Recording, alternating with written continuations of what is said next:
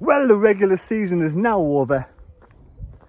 Come 8 o'clock on Friday night, the fans' happiness is in the players' hands.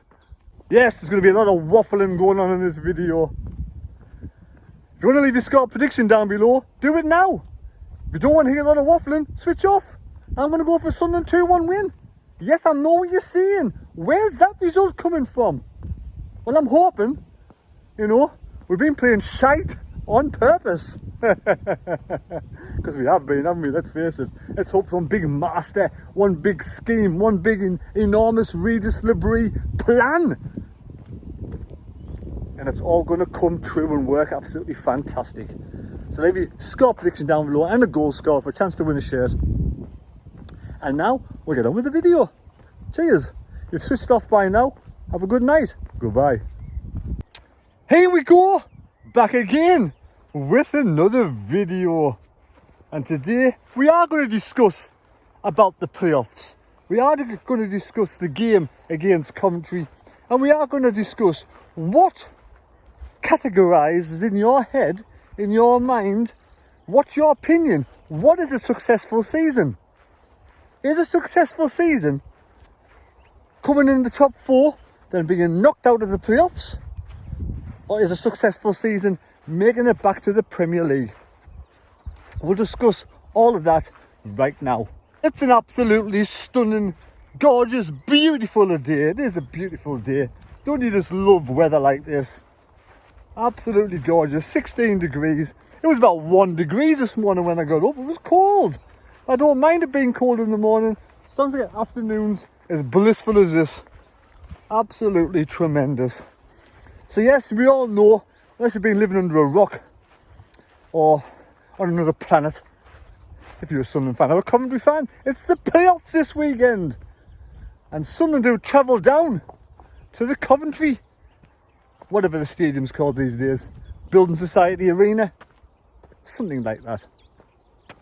Yeah, we travel down, or we don't, a lot of fans do. 2,800 fans are going down apparently. I think that's the allocation of tickets. And the Winchmeister and Jonas are 2 of them. So good luck and bring us some luck. Friday night, 8 o'clock kickoff. We all know the situation with our form at this moment in time. Hasn't been good reading, has it? Last 10 games. 1-2, drawn 2, lost 6. I think we've only scored once in the last 6 games. And we may have only scored 3 times or 4 times in the last 10 games. So we're not really scoring many goals. I don't know where to start. Do I start with the positive side of things, or do we start with the negative side of things? There's everything in between with Sunderland, is there? Aye, there's not many teams, there's not many owners can say they've done it the Brentford and the Brighton way. But this is the way our owners want to go. Aye, so successful season. There's not many teams can get promoted the way we're trying to do it. The way our owners are trying to do it. They're trying to copy the likes of Brentford and Brighton. And it's not very easy doing it that way. It takes a good bit of business to be successful and get promoted in that kind of style. But can Sunderland do it this season? We've got this 5-year plan. Now remember 2 seasons ago, we made it to the playoffs. Got knocked out. Semi-finals against Luton. And then last season, completely flopped. 16th place. The wheels came off, didn't they? Now this season, we're back in the playoffs. Now for me, a successful season is a promotion season, a promotion winning season. And anything else than that is not successful. I'm not here to harp on being happy and wanting average. I'm 55 coming up, 54 now. 15, 20 years time, I could be dead. Are we going to wallow? Could we be one of these teams that wallow in the championship for 15, 20 years? That's not what I want to do. In my opinion, a successful season is a season where you get promoted to the Premier League or get promoted out of that division, whichever division you're in. And that's what I want us to achieve. If I'm being harsh by saying it's not a successful season, by staying in the same level, staying in the same division, well, so be it. For me, it's all about promotion. I'll be happy to get back into the Premier League, possibly do a Nottingham Forest, or we may do a Leicester, Ipswich or Southampton and be relegated straight away. I'd take my chance. I'd take that right now to have that chance back in the Premier League. That means winning the playoffs and the owners getting whatever it is, the richest of £100 million into the Premier League, and they spend that wisely and get us surviving in the Premier League, even if it's just fourth off bottom. And then grow on that. Look at Nottingham Forest last season. It shows you can do it. You know, they struggled with the old financial fair play rule. One of their players, they should have sold towards the end and they didn't, and that's what kind of knocked up a little bit. Then they sold him at the end of the season. I think that's something like along the lines. So for me, I'd be happy to do Nottingham Forest. If we get relegated, you got the parachute payments of whatever that is. I don't know, I'm just guessing 100 million. So there's 200 million 2 seasons. Then you do what Burnley have done, what possibly the likes of, you know, Leeds done over the years. You go back up again, get promoted again. If it means for a period of time we're a yo-yo club, I'd take that than sit in the Championship for 15, 20 years. A successful season is promotion. A terrible season is relegated. And you got average good and average bad to the position you finish in the league. So for me, that all hinges on this to be a successful season. A successful season for me is not making it to the semi-finals of the playoffs and then staying in the Championship. You know, that's a good season, not a successful season. That's just my opinion. Now Coventry, you know, Frank Lampard took over Coventry, come in, he's done a brilliant job. But their last 10 results not been amazing either, you know. They've won 4, drawn 1, and they've lost 5. They've done better than Sunderland. But apparently we've been resting players. Apparently we've took our foot off the gas. Apparently we've nothing to really play for in the last 5 or 6 games. So what's the point, you know, of putting it all in there, breaking the body down for a chance of being injured for no rewards whatsoever? It's a seesaw, isn't it? If we finish this season, we get smashed against Coventry, and I don't believe in bogey teams, by the way, and we go to the playoffs with a whimper, then we know this plan of resting players and taking your foot off the pedal and relaxing is just being a load of crap. If we come good in the playoffs, we beat Coventry, we make it to the final. Look at, if we make it to the final, we get beat off Sheffield United in the final, then fair dues, you're beaten by a better side. A side that's above us in the league anyway. We beat them at home once this season. We played really well against them away. You know, so I can handle that. What I can't handle is getting against Coventry and getting smashed and easily beaten. So yeah, if we play Coventry and we get absolutely smashed and we don't put up much of a fight and we're easily beaten, then I'd be really, really disappointed. If we're beaten by Coventry fair and square and we give 100% and we give it our all and we're just beaten by the better team, and you can tell by performances on the pitch whether players are putting it all in, whether they've got any kind of game plan or whether they look clueless, whether, you know, formation's too rigid, whether we've changed formation, whether the players are just lacking confidence, have confidence. You know, parts of this season we played some good football. Without being outstanding, by the way. We haven't been outstanding. We've struggled a lot of games, especially at home since that Burnley match when we missed 2 penalties and we should have beat Burnley. We've struggled since then, I think. You know, we have won the odd game quite comfortably. We did beat Oxford at home very comfortably. We beat Derby at home very comfortable. We beat Luton at home So yeah, there's a couple of games where you can say, yes, we played really well, but other times we've struggled. And I'm struggling at this moment in time to go into these playoffs with a lot of confidence. And like I said, I don't believe in bogey teams. I believe that Coventry are a good team, got good players in. They beat us 3-0 at home just the other week. I think we played 4-4-2 then. We could make a possible 3 changes to this game from that game. You know, the back lineup will possibly be the same. I mean, the team that played Coventry and we lost 3-0 was the back line of Patterson, Cirque and Hume, 09 and Mepham. That could be exactly the same. Now, the change I would make, and I'm not the head coach, I never will be, not even close, but the change I would make, I'd have 2 proper defenders as centre backs. And I know people say Luke 19 is now a proper defender, but he's, you know, he does make a lot of mistakes. And I think having Mepham and Ballard back there together may be the combination to go for, in my opinion. In that game we lost 3-0 to Coventry.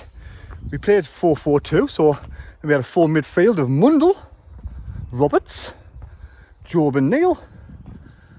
I think our midfield, with only the 2 being in there in the centre, we struggled, especially away from home. And I wouldn't be going for the 4-4-2 at Coventry. I'd be doing the 4-2-3-1. And up top we had Meander and Rigg that day. Well, I know it's the kind of formation that can mix and match and change. Now for me,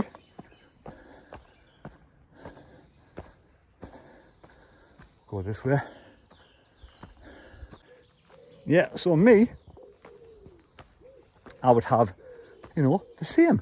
I'd have Job, I'd have Neil, but I'd have Lafay in front. I wouldn't waste him on the wing. I'd have Roberts on the right, Isidore on the left.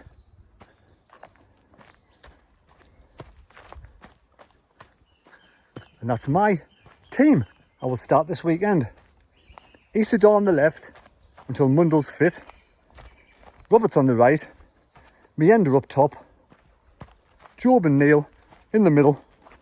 Lafay as the number 10 with the back line of Hume, Cirkin, Ballard, Mepham and Patterson. That's my team. And if that works out really well and we play really well and we get a good win, then I wouldn't change it for the home game either. Like I said, Coventry are a good side. You know, the experience of the head coach, likes of right up front. It's going to be a tough game. But I don't believe in bogey teams. I do not believe in bogey teams. Over the years, the different teams, different head coaches, different styles of playing football, I don't believe they always raise their game against Sunderland. I just believe at that moment in time, they were a better side and they beat us. Get the bogey thing out of your head, in my opinion. There's only one lot of bogeys in your head. We all know where that comes from. But yeah, I'm not one of these, you know, oh, if we have bad luck, we can never beat this team. With their out unlucky side, their out bogey side. That just doesn't sit with me at all. If our team turns up, plays a style of football they've played on occasions this season, put 110% in. I know you can't put 110% in, but you know them, you know the meaning. 100% in. Give it them all. If they come there with their game plan, you know, in the face, attacking football, we've got an opportunity. We really have got a great opportunity to make it to Wembley. If we turn up like we have done over the last 6, 7, 8 games, we're going to get absolutely stuffed. Simple as. Like they beat us last time. It's just no good. We need to turn up. We really do. Put a performance in.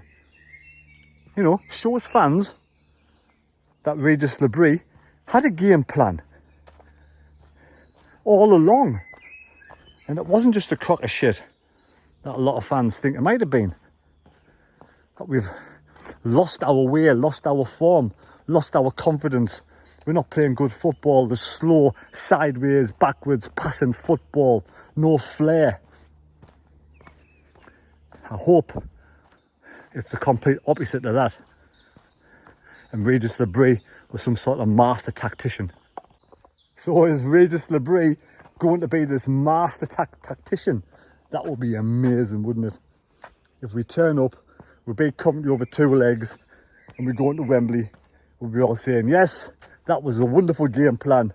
We'll be all patting them on the back. We'll be all saying, wow, we never saw this coming, did we? Well, you know, we're split down the middle, aren't we? Well, I actually think there's 2/3 of the fan base who kind of think we've lost our form and lost our way. I think there's only 1/3 of the fan base for me who really believe that Labrie's got this spot on. But it doesn't really matter what we think, does it? It matter what goes on the pitch. And come 8 o'clock on Friday night, every single Sunderland fan will be right behind the team, behind the players, and keeping the fingers crossed as well with the toes that we make it to the second leg with a good opportunity of progressing to the final. The last time I seen us play with any real conviction, any real fight or passion, drive, intensity, was against Middlesbrough, I think. I think that was a good performance. It's the first time I've seen Dan Neil really animated.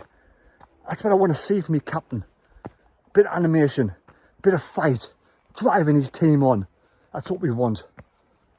See this team really up for it. You know, we did play well against Leeds in the first half without creating a real, lot. Played well against Burnley, that game against Burnley. If we can turn up and produce that kind of football, that kind of game plan, but obviously scoring the penalties, that'll be a good result against Coventry. That day against Burnley, I thought we never looked like losing once the first 10 minutes was out the way. So where's that Sunderland gone? I want that Sunderland back.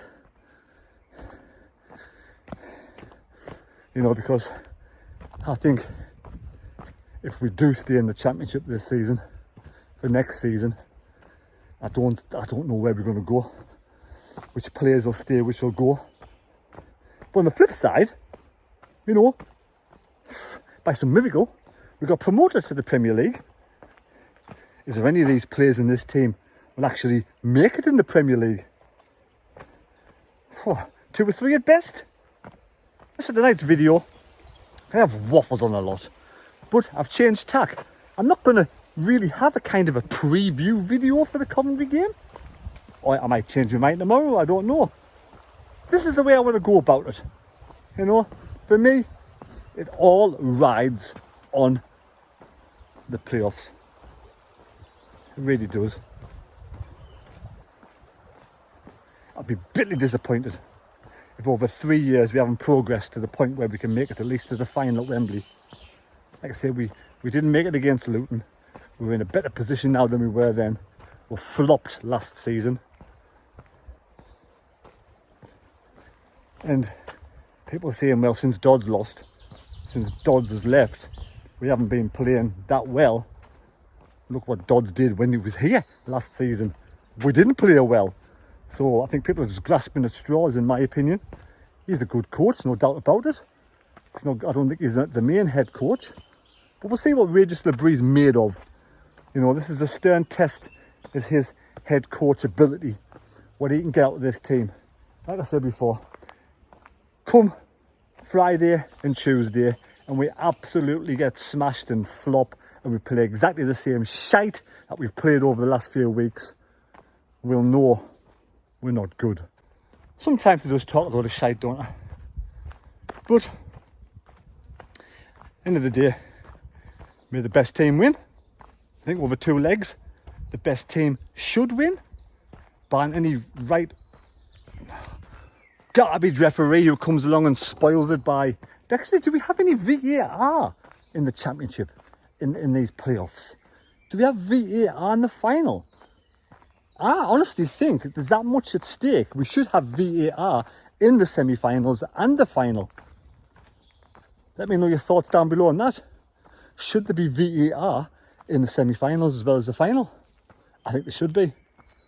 It's too much at stake. We've had too many shite referees over the season to not leave it to fate. It should be left, to the ability. Well, VAR is not perfect, but I think VAR is better than the average referee in the Championship. So come on, let's face it. The level of refereeing in the Championship, I think it's been poor, hasn't it? Bang average. Average to poor. I'd say 5 out of 10. Am I doing the house Martins sitting on the fence by saying 5 out of 10? Am I being too harsh? Are there really that bad referees in the Championship? The one we had on Saturday, Jesus, he was diabolical. I bet Coventry fans out there as well, I bet you're saying the same thing. I bet you think some of the referees you've seen this season have been awful, bang average. So yeah, for me personally, I would love it if we had VAR in the final and semi-finals. A lot of you will disagree with us, but again, it's a game of opinions. It's a game of opinions. I'm happy to hear yours. You've got no choice if you listen to this video, you're hearing mine. So peaceful down here. That's a school. I'd say a school.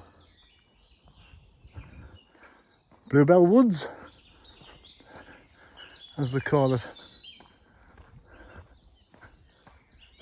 Bluebells just go on forever.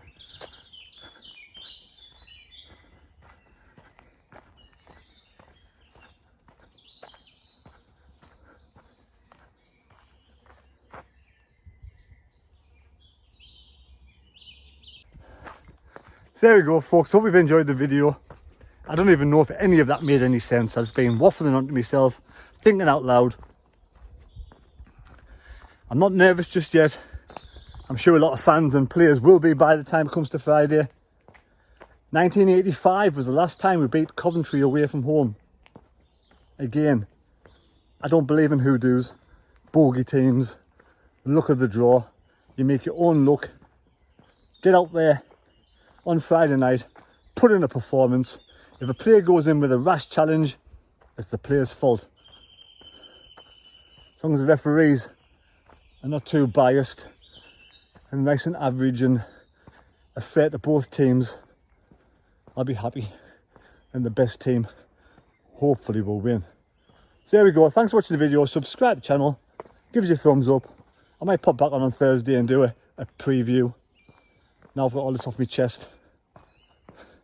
I'll finish off this walk now. Take care, folks. Thanks for watching. We'll see you later. Goodbye. Everywhere you go, there's a Tesco's trolley.